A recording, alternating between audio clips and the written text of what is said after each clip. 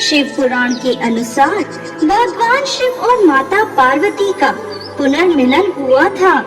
दोस्तों, एक बार भोलेनाथ ने माता पार्वती को उनके पुनर्जन्म के बाद याद दिलाने के लिए तीज की कथा सुनाई थी।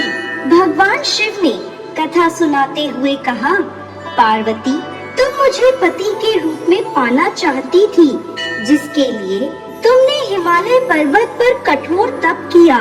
तुमने सर्दी, गर्मी, बरसात आदि सभी कष्टों को सहा। इसे देखकर तुम्हारे पिता बेहद दुखी थे। एक बार भगवान विष्णु के कहने पर देवर्षि नारद तुम्हारे घर गए और उन्होंने तुम्हारे पिता से कहा कि विष्णु भगवान आपकी पुत्री से विवाह करना चाहते हैं।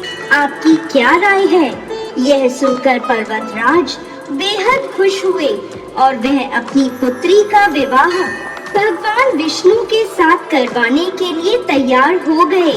यह समाचार नारद जी ने विष्णु भगवान को दिया, लेकिन जब ये बात तुम्हें पता चली तो तुम नाराज हो गई, क्योंकि तुमने मेरे लिए घोर तप किया था और तुम मुझे मन ही मन अपना पति मान चुकी थी। यह बात तुमने अपनी सहेली को बताई, तब उसने तुम्हारी मदद करने के लिए तुम्हें एक घने वन में छुपा दिया।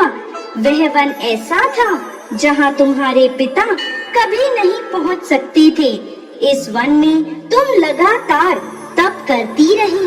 पर्वतराज तुम्हारे ना मिलने से परेशान थे।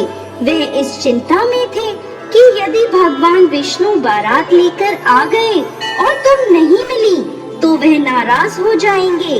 भोलेनाथ माता पार्वती से कहते हैं कि धरती पाताल एक करके भी तुम्हारे पिता तुम्हें नहीं ढूंढ पाए, क्योंकि तुम उस वन में एक गुफा के अंदर मेरी आराधना कर रही थी। तुमने रेत का एक शिवलिंग बनाया था।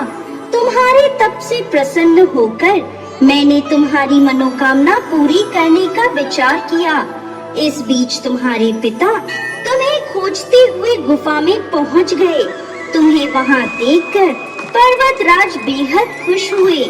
तुमने अपने पिता से कहा कि तुमने मुझे अपना वर चुना है और इसके लिए घोर तप किया है, और आज यह तप सफल हो गया है। भोलेनाथ ने मेरा वरण कर लिया है।